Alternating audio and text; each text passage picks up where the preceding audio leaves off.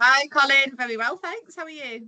Yeah, very good. Well, look, in October, we had our annual review of store instant reporting. If I said we did this about sort of last 50 years, probably, we'd be comparing, how well is the handwriting on your instant reporting. We've moved a bit forward from there. We've gone from sort of like going to a mainframe computer to getting the all the lists of the pop-down menus, which normally takes about an hour to actually boot it up.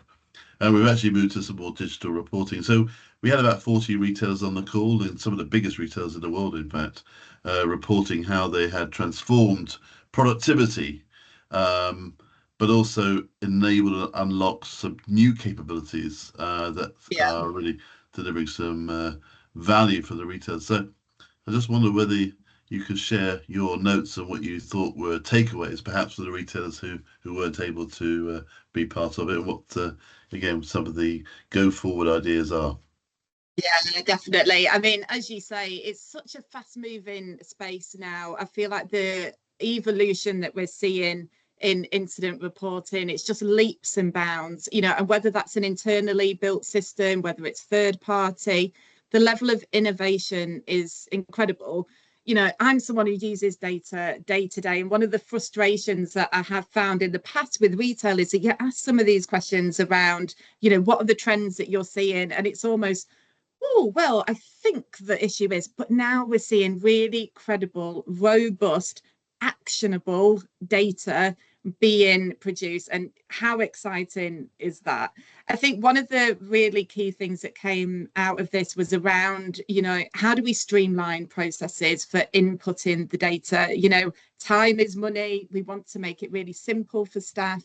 So away, you mentioned sort of having to load up the computer. So we're seeing that ability to report incidents in aisle.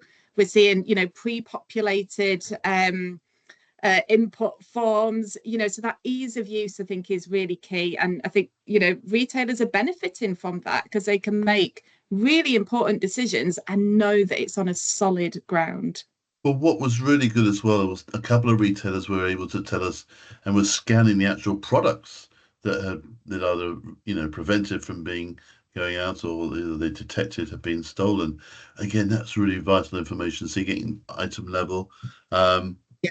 but also, integration of the CCTV, the video footage, integration with license plate recognition systems, really starting to help build up, a case and then being able to link those cases.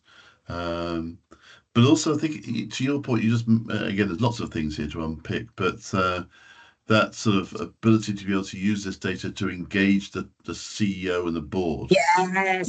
Yeah. with before, I think that the LP teams probably were thinking, well, probably only 5% of what actually happens gets reported, and it's probably not Yeah. very consistent.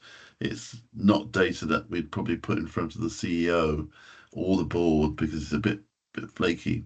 But now, hey, we're in a different And place. the Look, power of that, yeah. So when you need investment in a particular strategy or you need to catch the ear of the right person, suddenly there's this data that can do that talking for you. And so, you mentioned the C-suite. Absolutely, that's incredible. But also, we're seeing the data being used on the shop floor with the store associates to show through feedback loops. Yes, it is important to report. And if you do and you do this right, look at what came from this, to actually then sort of showing, those hardworking shop workers, the store associates that sometimes are bearing the brunt of elevated levels of crime, that actually something has been done as a result. And I think, again, that's really powerful. yeah, and I remember being in the store recently, and the store were telling me, that they have alerts set up for other events from within their universe Mm. of people who were coming in, and she was saying how this person came in from another part of town, and Yeah. they knew what she was going to steal, and they were able to make an intervention and prevent, a loss, which was really encouraging. As you say, everyone can see the benefit of reporting. Whereas I think in the past, you spend an hour eventually getting the computer booted up, and then you don't really know what happens with the data. But I think we're in a Yeah. different world. I still think there's probably limitations in terms of how much is being reported. I think I think one of the, retailers who perhaps is at the furthest down the road with this, they even pay for or give back the hours to the stores they spend reporting. I Yeah. think if we press that particular business or say what percentage of the incidents get reported, I think they might say at best 60%. So I still think we've got, a gap between, and that's, we see that as well in all the crime statistics. So we're not all there yet, but we're getting there. Yeah.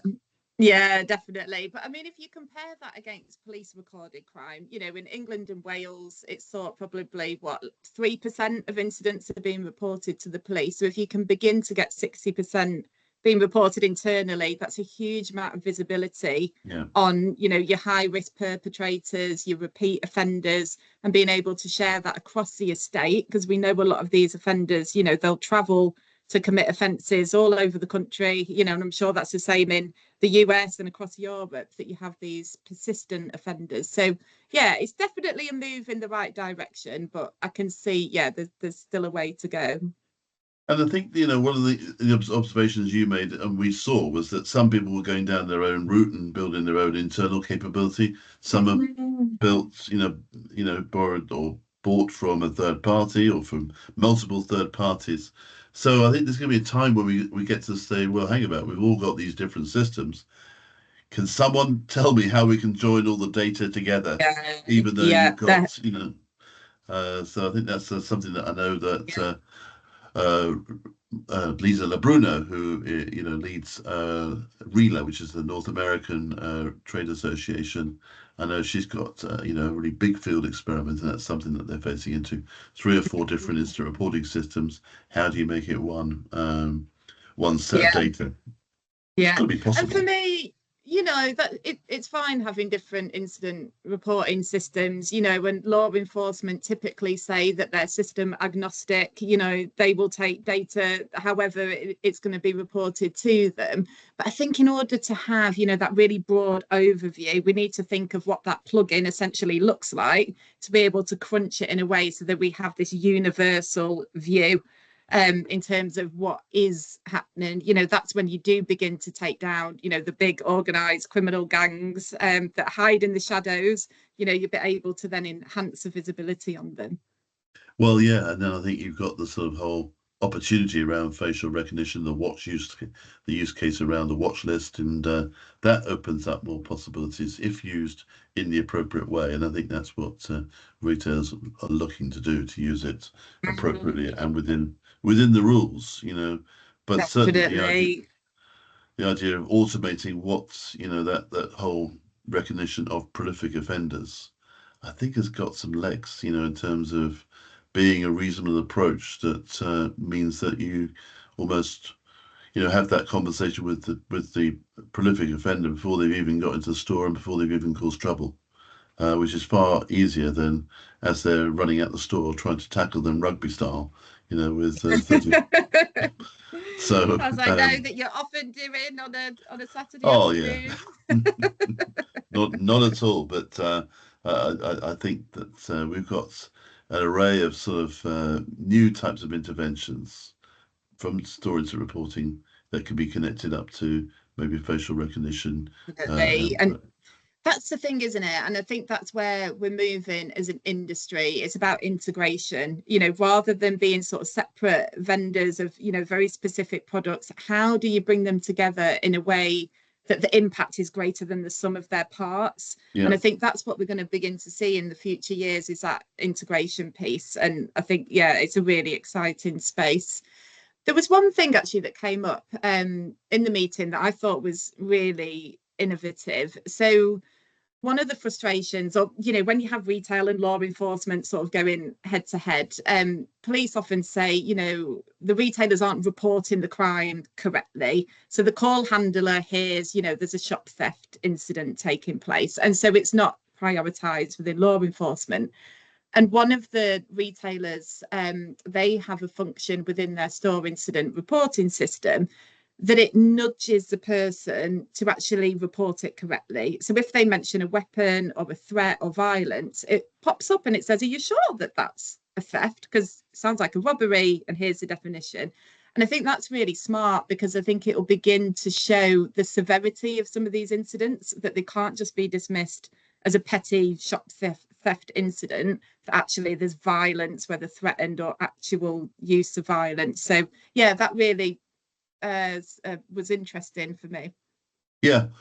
Well, look, we'll do all this again next year. It's one of these ones that continues to keep the retailers interested in hearing what each of them are up to and what the latest developments have been. And we are very fortunate to have some of the biggest retailers in the world, around the world, participate in this. And people from Australia stayed up late at night, through to, people over on the west coast of America waking up and sharing their stuff. So really, really exciting. Thank you for sharing your notes, and we'll look Thank forward to you. doing this again next year. Thank you. I Bye-bye. can't wait. Thanks, Yeah. bye. Bye-bye. Bye.